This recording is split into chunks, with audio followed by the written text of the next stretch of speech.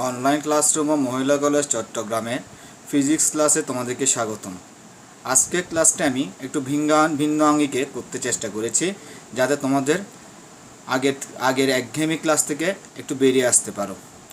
তাই আজকের ক্লাসকে আমি নতুনভাবে সাজিয়েছি, যাতে তোমরা সহজভাবে এই চ্যাপ্টারের নতুন চ্যাপ্টার যেটা আমি আজকে শুরু করব, সেই চ্যাপ্টারের পড়াগুলো সহজেই আয়ত্ত করতে পারো। করব পদার্থবিজ্ঞান দ্বিতীয় পত্রের নবম অধ্যায় পরমাণু মডেল ও নিউক্লিয়ার পদার্থবিজ্ঞান। আবার বলি, চ্যাপ্টারের নামটা আবার বলি, পরমাণু মডেল ও নিউক্লিয়ার পদার্থবিজ্ঞান। আমরা আমার নিয়মটা কি, প্রত্যেকটা চ্যাপ্টার আলোচনা করার আগে আমরা চ্যাপ্টারগুলোকে কয়েকটা ভাগে ভাগ করে নিই। ঠিক একই নিয়মে এই চ্যাপ্টারটাকে অর্থাৎ পরমাণু মডেল ও নিউক্লিয়ার পদার্থবিজ্ঞান থেকেও আমি দুইটা ভাগে ভাগ করব।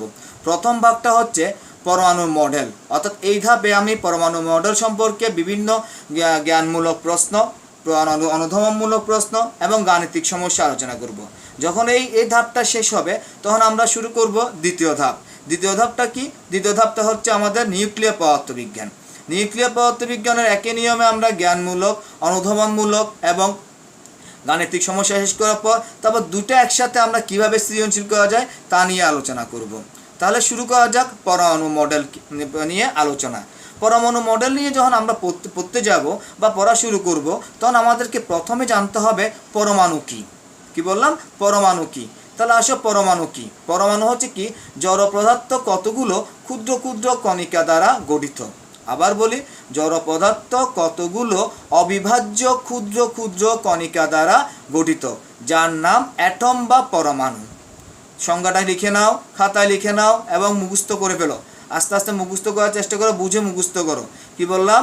জড় পদার্থ কতগুলো অবিভাজ্য ক্ষুদ্র ক্ষুদ্র কণিকা দ্বারা, তো পরমাণু হচ্ছে আর ছোট কিছু নেই, ক্ষুদ্র ক্ষুদ্র কণিকা দ্বারা গঠিত, যার নাম অ্যাটম বা পরমাণু। অ্যাটম বা পরমাণু। তারপর আসা যাক স্থায়ী কক্ষপথ কাকে বলে। এই স্থায়ী কক্ষপথ নিয়ে কেন আলোচনা করলাম?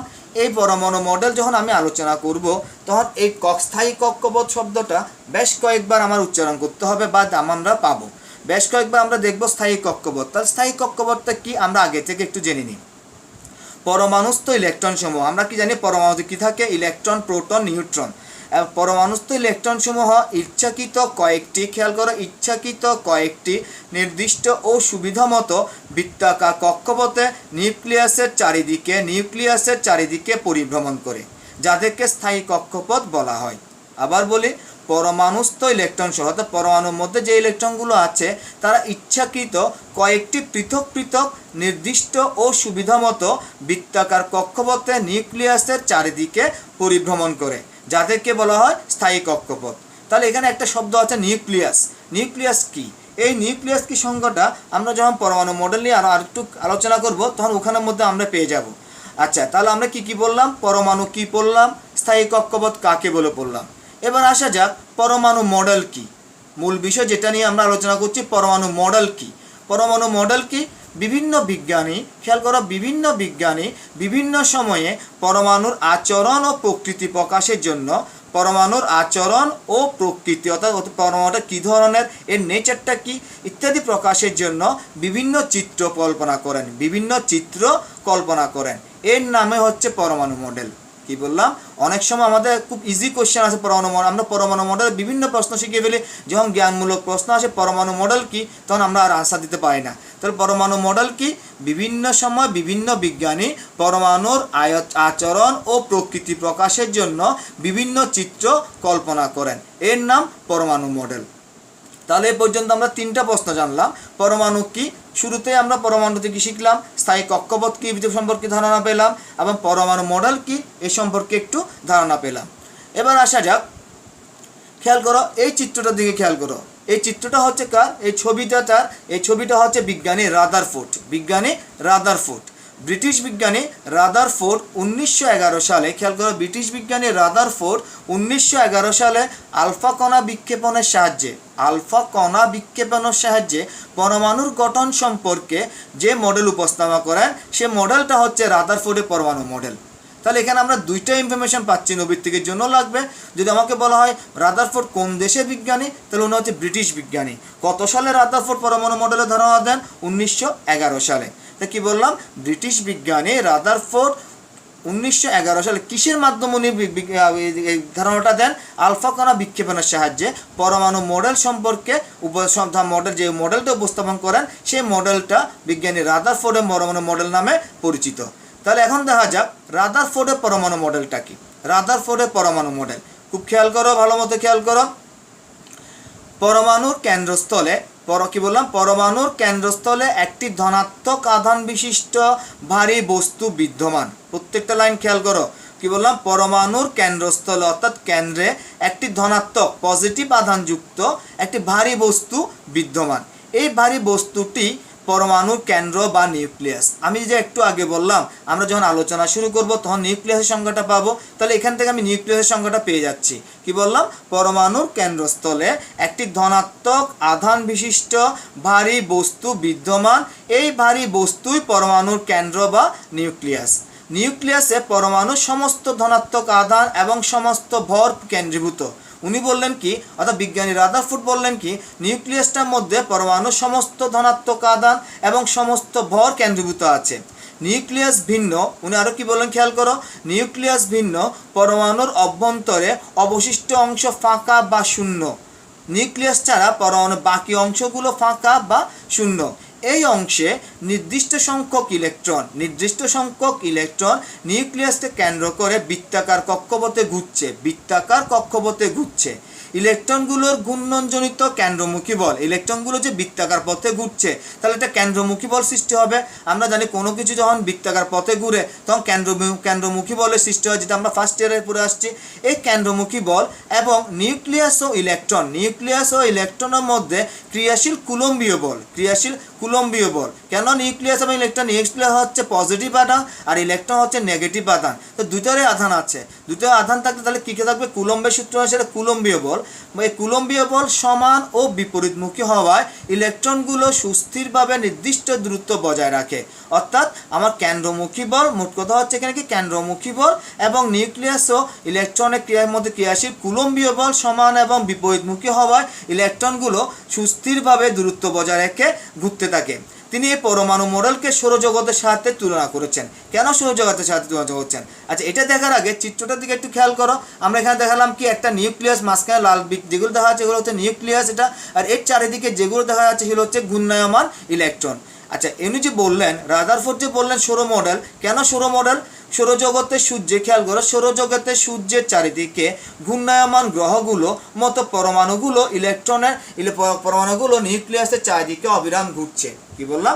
সৌরজগতে সূর্যকে যেমন কেন্দ্র করে বিভিন্ন গ্রহ উপগ্রহগুলো ঘুরছে, ঠিক তেমনি পরমাণুর ইলেকট্রনগুলো নিউক্লিয়াসকে কেন্দ্র করে অবিরাম ঘুরছে।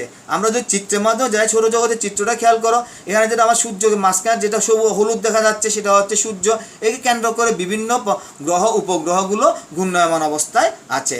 তাই এই মডেলকে অর্থাৎ রাদারফোর্ডের পরমাণু মডেলকে সৌর মডেলও বলা হয়। রাদারফোর্ডের পরমাণু মডেল কি বলা হয়? সৌর মডেলও বলা হয়। তোমাকে যদি প্রশ্ন দেওয়া হয় সৌর মডেল, রাদারফোর্ডের পরমাণু মডেলকে সৌর মডেল বলা হয় কেন, তো তুমি ব্যাখ্যা দিয়ে বলবা কি, রাদারফোর্ডের পরমাণু মডেলে যেরকম ইলেকট্রনগুলো নিউক্লিয়াসকে কেন্দ্র করে ঘুরছে, ঠিক অনুরূপ সূর্যের চারিদিকেও বিভিন্ন গ্রহ উপগ্রহগুলো ঘুরছে বলে রাদারফোর্ডের পরমাণু মডেলকে সৌর মডেল হিসেবে ব্যাখ্যা বলা যায়।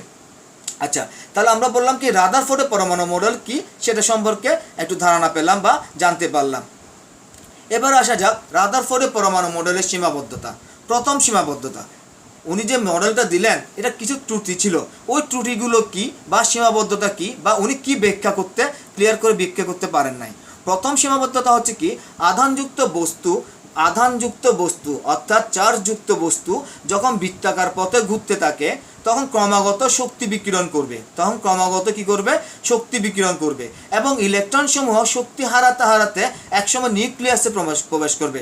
যদি নিউক্লিয়াসে প্রবেশ করে তাহলে কি পরমাণু তো থাকবে, পরমাণু ডেস্ট্রয় হয়ে যাবে। কি বললো?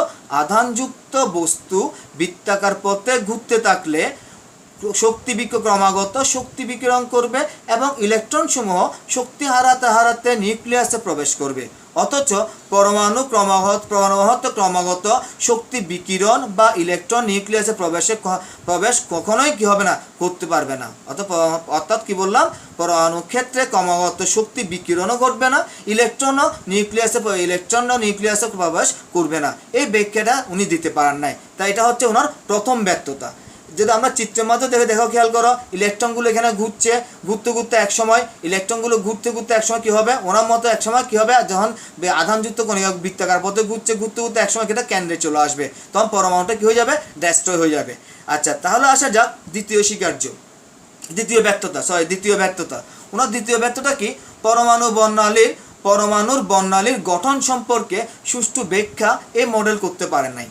অর্থাৎ রাদারফোর্ড যে পরমাণু মডেলটা দিয়েছেন, সেই মডেলে পরমাণুর বর্ণালী গঠন সম্পর্কে কোনো ব্যাখ্যা এই মডেল দিতে পারেন নাই। আর একটু ক্লিয়ার হয় আমরা চিত্রটা দেখি, কিভাবে চিত্রটা হয়। এই যে বিভিন্ন রকম বর্ণালীর সৃষ্টি হয় পরমাণু গঠনে, এই বর্ণালীর ব্যাখ্যা বিজ্ঞানী রাদারফোর্ড দিয়ে দিতে পারেন নাই।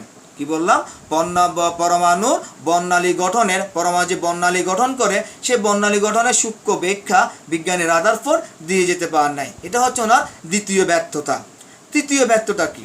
তৃতীয় ব্যর্থতা হচ্ছে, খেয়াল করো, আবর্তনশীল ইলেকট্রনের কক্ষপথের আকার আবর্তনশীল। আবার খেয়াল করো, ইলেকট্রনগুলো যে পথে ঘুরছে তাকে বলা হয়, ওই পথটাকে বলা হয় আবর্তনশীল ইলেকট্রনের কক্ষপথ। আবর্তনশীল ইলেকট্রনের কক্ষপথ, ইলেকট্রনটা যে পথে ঘুরছে ওই পথটার আকার ও আকৃতি সম্বন্ধে কোনো ধারণা এই মডেল দিতে পারে না।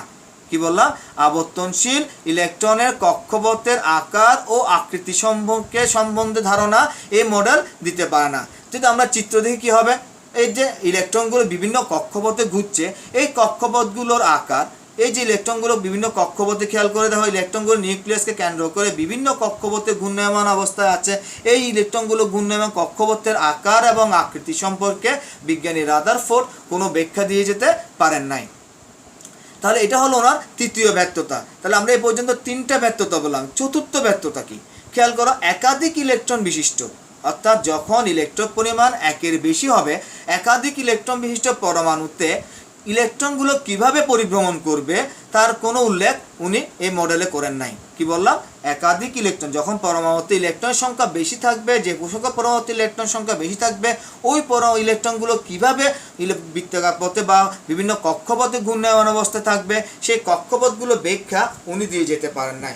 যদি আমরা চিত্র খেয়াল করো, চিত্রের দিকে তাকাও, এই যে একটা ক্রিপ্টনের চিত্র দেখালাম, এখানে 36টা ইলেকট্রন আছে। খেয়াল করে, এই ইলেকট্রনগুলো যে বিভিন্ন কক্ষপথে ঘূর্ণায়মান অবস্থায় আছে, এই কক্ষপথের আকার আকৃতি সম্পর্কে উনি কোনো ব্যাখ্যা দিয়ে যেতে পারেন নাই। এটা হচ্ছে রাদারফোর্ডের চতুর্থ ব্যর্থতা। তাহলে এই পর্যন্ত আমরা কয়টা ব্যর্থতা বললাম? রাদারফোর্ডের 4টা ব্যর্থতা বললাম। কি বললাম? তাহলে আমরা এই পর্যন্ত কি বললাম? রাদারফোর্ডের পরমাণু মডেলটা কি বললাম, রাদারফোর্ড কিভাবে পরমাণু মডেল ব্যাখ্যা করলেন ওইটা বললাম। তারপর বললাম রাদারফোর্ডের পরমাণু মডেলের ব্যর্থতা কি। তাহলে এখন আসা যাক, খেয়াল করো, এই ছবিটা দিয়ে তাকাও, ওই ছবিটা হচ্ছে নিলস বোর। উনি রাদারফোর্ডের সকল ব্যর্থতা, বিজ্ঞানী নিলস বোর খেয়াল করো, উনি রাদারফোর্ডের সকল ব্যর্থতাকে গুছিয়ে আর একটা নতুন মডেল শুরু করেন, উপস্থাপন করেন। সেই মডেলটা নিলস বোর বা বোর মডেল নামে পরিচিত। খেয়াল করো কি লেখা আছে এখানে, 1913 খ্রিস্টাব্দে। এখানে খেয়াল করো, উনি কত সালে এই মডেলটা উপস্থাপন করেন? 1913 খ্রিস্টাব্দে। ডেনমার্কের বিজ্ঞানী, কোন দেশের বিজ্ঞানী যদি আমাকে বলা হয় তাহলে বলবো ডেনমার্কের বিজ্ঞানী নিলস বোর রাদারফোর্ডের পরমাণু মডেলের ত্রুটিগুলো সংশোধন করে পরমাণুর গঠন সম্পর্কে যে মতবাদ দেন তা বোর মডেল নামে বা বোর পরমাণু মডেল নামে পরিচিত। কি বললাম, 1913 সালে খ্রিস্টাব্দে ডেনমার্কের বিজ্ঞানী নিলস বোর রাদারফোর্ডের পরমাণু মডেলের ত্রুটিগুলো সংশোধন করে পরমাণুর গঠন সম্পর্কে যে মতবাদটা উনি উপস্থাপন করেন, সেই মতবাদটা বোরের পরমাণু মডেল নামে পরিচিত। তাহলে আসা যাক, বোরের পরমাণু মডেলটা কি। বোরের পরমাণু মডেলটা মূলত কয়েকটা স্বীকার্য আকারে আমরা শিখি। খেয়াল করো, প্রথম স্বীকার্য, বোরের পরমাণু মডেলের প্রথম স্বীকার্য, উনি বললেন কি, পরমাণুতে ইলেকট্রন সমূহ নিউক্লিয়াসকে কেন্দ্র করে কতগুলো নির্দিষ্ট কক্ষপথে ঘুরতে থাকে। কি বললাম, পরমাণুতে ইলেকট্রন সমূহ নিউক্লিয়াসকে কেন্দ্র করে কতগুলো নির্দিষ্ট কক্ষপথে ঘুরতে থাকে। যেখানে ইলেকট্রনের কৌণিক ভরবেগ এল, কৌণিক ভরবেগকে আমরা কি দ্বারা প্রকাশ করি? এল দ্বারা প্রকাশ করি। এল হবে h/2π এর পূর্ণ সংখ্যার সরল গুণিতক। আবার বলি, যেখানে ইলেকট্রনের কৌণিক ভরবেগ, ইলেকট্রনটা যে ঘূর্ণায়মান অবস্থায় আছে, ওই ইলেকট্রনটা একটা কৌণিক ভরবেগ থাকবে। এই কৌণিক ভরবেগটা মাকে বলা হয় একক ভরবেগটা কি প্রকাশ করি? এল দ্বারা প্রকাশ করি, যেটা আমরা ফার্স্ট ইয়ারে নিউটনের বলবিদ্যায় পড়ে আসছি। কৌণিক ভরবেগ এল হবে কি? h/2π এর পূর্ণ সংখ্যার গুণিতক। h/2π মানে h/s কি? Planck constant. আচ্ছা, আমি একটু নিচে দেখাবো, একটু আগে বলি। h/2π এর পূর্ণ সংখ্যা মানে কি? 1 2 3 4, যাকে আমরা n দ্বারা প্রকাশ করি। তাহলে একটু ব্যাখ্যাতে যাই, খেয়াল করো। কৌণিক ভরবেগ L ইকুয়ালস টু mvr। কৌণিক ভরবেগ L ইকুয়ালস টু আমরা কি জানি? lvr সমান n into h/2π, n into h/2π। এখানে mটা কি? mটা হচ্ছে ইলেকট্রনের ভর। খেয়াল করো, এখানে m হচ্ছে কি? ইলেকট্রনের ভর। v কি? v হচ্ছে ইলেকট্রনের গতিবেগ। v হলো কি? ইলেকট্রনের গতিবেগ। আর স্মল আরটা কি? শক্তি স্তরের ব্যাসার্ধ বা কক্ষপথের ব্যাসার্ধ। nটা কি? n হচ্ছে কি? 1 2 3 যে কোনো পূর্ণ সংখ্যা। h হচ্ছে কি? প্লাঙ্কের ধ্রুবক। তাহলে প্রথম শিক্ষার্থী বললেন কি? এই পরমাণুতে ইলেকট্রন সমূহ নিউক্লিয়াসকে কেন্দ্র করে কতগুলো নির্দিষ্ট কক্ষপথে ঘুরতে থাকে, এবং ইলেকট্রনের যে ঘূর্ণায়মান ইলেকট্রন আছে, ইলেকট্রনের কৌণিক ভরবেগ L হবে n ইনটু h/2π, অর্থাৎ h/2π এর পূর্ণ সংখ্যার সরল গুণিতক। এটা হচ্ছে নিলস বোরের প্রথম স্বীকার্য। তার সাথে দ্বিতীয় স্বীকার্যটা কি? খেয়াল করো, দ্বিতীয় স্বীকার্য, স্থায়ী কক্ষপথে আবর্তনকালে ইলেকট্রন সমূহ কখনোই শক্তি বিকিরণ করে না। কি বললাম? স্থায়ী কক্ষপথ কাকে বলে আমরা আলোচনা শুরুতেই করে আসছি। কি বললাম? স্থায়ী কক্ষপথে আবর্তনকালে ইলেকট্রন সমূহ কখনোই শক্তি বিকিরণ করে না, এবং ইলেকট্রনের গতিপথ সর্পিল বক্র আকারে, সর্পিল মানে কি? সাপের মতো বাঁকা হয়ে নিউক্লিয়াসের দিকে এগিয়ে আসে না। আবার বলি, খেয়াল করো, লিখে নাও, খাতায় লিখে নাও। স্থায়ী কক্ষপথে আবর্তনকালে ইলেকট্রন সমূহ কখনো শক্তি বিকিরণ করে না, এবং ইলেকট্রনের গতিপথ সর্পিল বক্রের আকারে নিউক্লিয়াসের দিকে এগিয়ে আসে না। এটা হচ্ছে বোরের দ্বিতীয় স্বীকার্য। কি বললাম? স্থায়ী কক্ষপথে, আস্তে আস্তে কি লিখে ফেলো খাতায়, স্থায়ী কক্ষপথে আবর্তনকালে ইলেকট্রন সমূহ কখনো শক্তি বিকিরণ করে না, এবং ইলেকট্রনের গতিপথ সর্পিল বক্রের আকারে নিউক্লিয়াসের দিকে এগিয়ে আসে না। তাহলে আমরা কি বললাম? প্রথম স্বীকার্য পড়লাম, দ্বিতীয় স্বীকার্য পড়লাম। আরও একটা স্বীকার্য আছে যেটা তৃতীয় স্বীকার্য নামে পরিচিত। খেয়াল করো, তৃতীয় স্বীকার্য, ইলেকট্রন একটি শক্তি স্তর হতে, যখন একটি কক্ষপথ হতে বা একটি শক্তি স্তর হতে অপর শক্তি স্তরে স্থানান্তরিত হলে শক্তি শোষণ বা বিকিরণ ঘটে।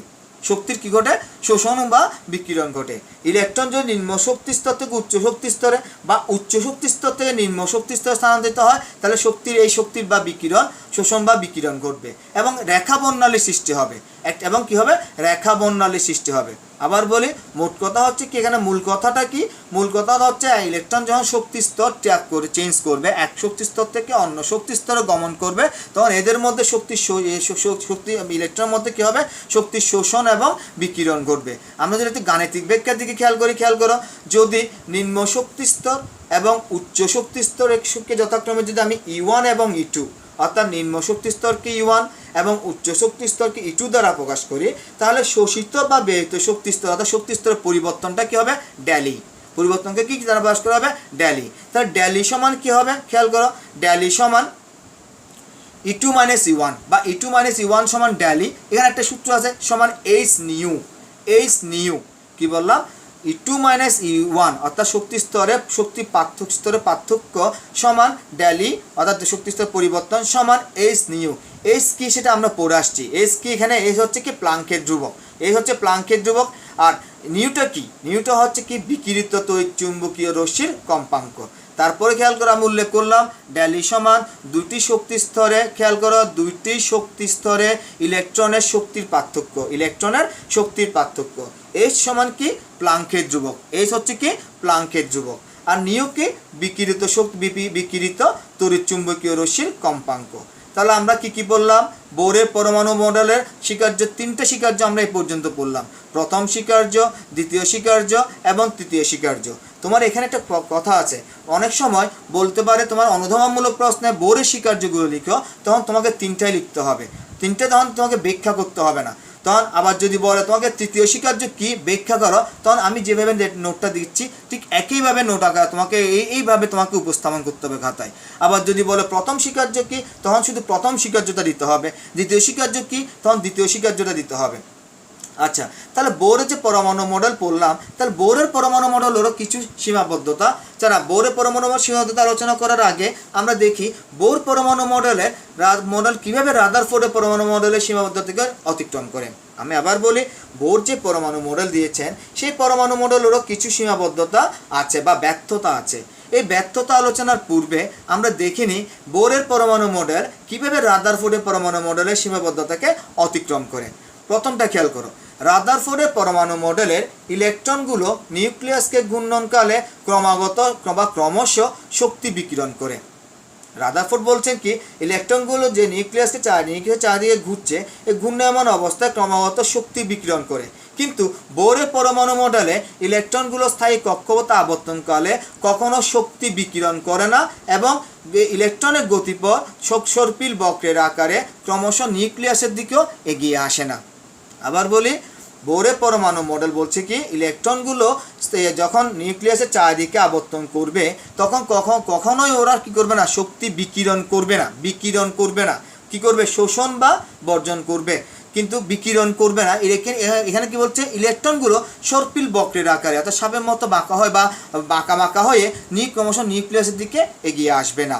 দ্বিতীয়টা কি দেখো, দ্বিতীয়টা খেয়াল করো, রাদারফোর্ডের পরমাণু মডেলে ইলেকট্রনগুলোর কক্ষপথের, আবার বলি, রাদারফোর্ডের পরমাণু মডেলে ইলেকট্রনগুলোর কক্ষপথের আয়তন ও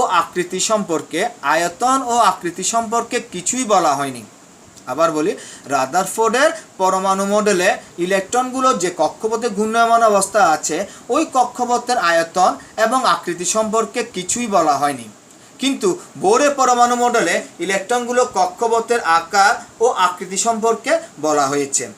তৃতীয়টা দেখো কিভাবে তৃতীয়টা উনি সংশোধন করলেন, বহু ইলেকট্রন অর্থাৎ অধিক ইলেকট্রন বিশিষ্ট পরমাণুর ইলেকট্রন কিরূপে, বহু ইলেকট্রন বিশিষ্ট পরমাণুর ইলেকট্রন অর্থাৎ যখন একাধিক ইলেকট্রন বিশিষ্ট পরমাণু থাকবে ওই পরমাণুর ইলেকট্রনগুলো কিভাবে নিউক্লিয়াসকে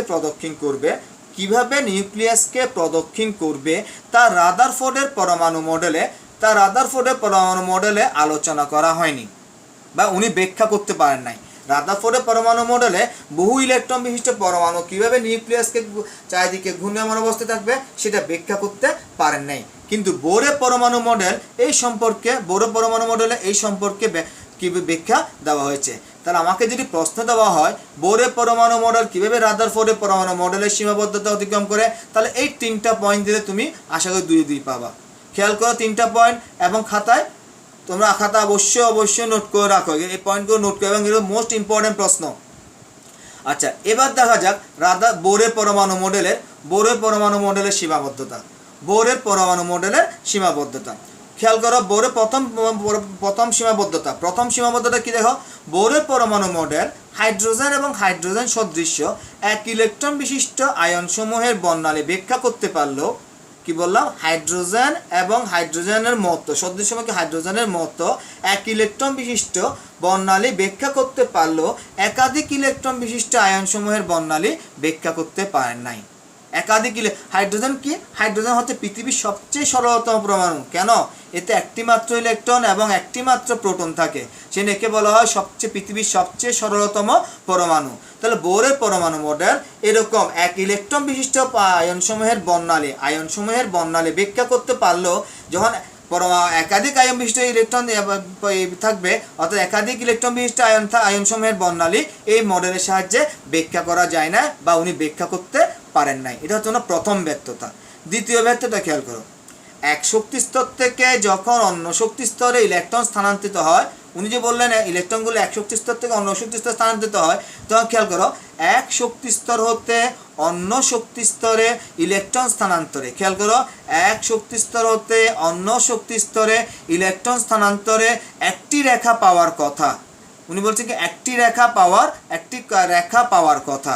ইলেকট্রনগুলো যে গতি পায় একটা শক্তি স্তর থেকে অন্য শক্তি স্তরে গমন করছে, তখন একটি মাত্র রেখা পাওয়ার কথা। কিন্তু উচ্চ বিশ্লেষণ ক্ষমতা সম্পন্ন, কি খেয়াল করো, উচ্চ বিশ্লেষণ ক্ষমতা সম্পন্ন যন্ত্র দ্বারা পর্যবেক্ষণ করে দেখা যায় যে প্রতিটি বর্ণালী রেখা অর্থাৎ যে রেখাটা একটি রেখা বললেন, ওই প্রতিটি রেখা অনেকগুলো বা কতগুলো সূক্ষ্মতর রেখার সমষ্টি। বোরের পরমাণু মডেল এই সূক্ষ্মতর রেখার উৎপত্তি বিষয়ে কোনো ব্যাখ্যা দিতে পারেন নাই। তাহলে এটাই দুইটাই হলো কি বোরের পরমাণু মডেলের সীমাবদ্ধতা। দ্বিতীয়টা আমি আরেকবার বলি, কি বললাম, এবং তোমরা খাতা লিখে নাও, এক শক্তি স্তর হতে অন্য শক্তি স্তরে ইলেকট্রন স্থানান্তরে একটি মাত্র রেখা পাওয়ার কথা। কিন্তু উচ্চ বিশ্লেষণ ক্ষমতা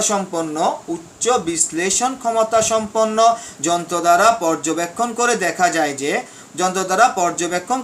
যায় যে প্রতিটি বর্ণালী রেখা কতগুলো সূক্ষ্মতর রেখার সমষ্টি এবং যা এই সূক্ষ্মতর রেখার উৎপত্তি সম্পর্কে বোর কোনো ব্যাখ্যা দিতে পারেন নাই। তাহলে এই দুইটা হচ্ছে কি বোরের পরমাণু মডেলের সীমাবদ্ধতা। খেয়াল করো প্রথম সীমাবদ্ধতা কি আরেকবার বলি, খাতা লিখে নাও। বোরের পরমাণু মডেলে এই হাইড্রোজেন এবং হাইড্রোজেন সদৃশ্য এক ইলেকট্রন বিশিষ্ট আয়নসমূহের বর্ণালী ব্যাখ্যা করতে পারলেও একাধিক ইলেকট্রন বিশিষ্ট আয়নসমূহের বর্ণালী ব্যাখ্যা করতে পারেন নাই। দ্বিতীয় সীমাবদ্ধতা হচ্ছে কি এক শক্তি স্তর হতে অন্য শক্তি স্তরে ইলেকট্রন স্থানান্তরে একটি মাত্র রেখা পাওয়ার কথা। কিন্তু উচ্চ বিশ্লেষণ ক্ষমতা যন্ত্রের সাহায্যে দেখা গেল যে প্রতিটি বর্ণালী রেখা কতগুলো সূক্ষ্মতর রেখার সমষ্টি। এই সূক্ষ্মতর রেখার সম্পর্কে বোরের পরমাণু মডেল কোনো ব্যাখ্যা দিতে পারেন নাই। তাহলে এই পর্যন্ত আমরা যে আজকে আলোচনাটা করলাম, কি বললাম খেয়াল করো তো। পরমাণু কি, প্রথম আমরা শুরুতে পড়ে আসছি পরমাণু কি, তারপর বললাম স্থায়ী কক্ষপথ কাকে বলে, তৃতীয় প্রশ্ন বললাম, তারপর তৃতীয় নম্বর প্রশ্ন বললাম পরমাণু মডেল কি। এরপরে আমরা আলোচনা করলাম রাদারফোর্ডের পরমাণু মডেলটি বিবৃতি করো বা ব্যাখ্যা করো, যেটা বলো। এরপর বললাম আমরা কি রাদারফোর্ডের পরমাণু মডেল পড়তে গিয়ে আমরা আরেকটা কোশ্চেনের আনসার পেয়ে গেলাম, সেটা হচ্ছে কি পরমাণু নিউক্লিয়াস কি। এরপর আমরা আলোচনা করলাম কি রাদারফোর্ডের পরমাণু মডেলের সীমাবদ্ধতা। রাদারফোর্ড যে মডেলটা দিলেন ওটার ত্রুটি বা সীমাবদ্ধতা কি সে সম্পর্কে আমরা একটু ব্যাখ্যা করলাম। তারপর বললাম কি বোরের পরমাণু মডেলের স্বীকার্য। রাদারফোর্ড যে পরমাণু মডেল দিলেন ওই ত্রুটিগুলো সংশোধন করে বোর যে মডেলটা দিলেন বা বোরের যে স্বীকার্যগুলো দিলেন ওই স্বীকার্যটা নিয়ে আমরা বা বোরের পরমাণু মডেলের স্বীকার্য নিয়ে আমরা আলোচনা করলাম। এরপর বললাম কি বোরের পরমাণু মডেল কীভাবে রাদারফোর্ডের পরমাণু মডেলের সীমাবদ্ধতাকে অতিক্রম করে সে সম্পর্কে আমরা ব্যাখ্যা করলাম। এরপর আমরা আর খেয়াল করো এই পর্যন্ত আমরা সবাই এই প্রশ্নগুলো আমরা কি করব শেষ করব এবং সবাই এই প্রশ্নগুলো আনসার আমরা খাতায় লিখে আমরা ছবি আকারে কি করব পোস্ট করব। কমেন্ট বক্সে অবশ্যই প্রশ্নগুলো লিখে ছবি তুলে অবশ্যই আমাকে পোস্ট করবা। তাহলে আজকে এই পর্যন্ত থাক, সবাইকে ধন্যবাদ। এই পর্যন্ত সবাই সুস্থ থাকবে এবং আবার আগামী ক্লাসে তোমাদের সাথে দেখা হবে।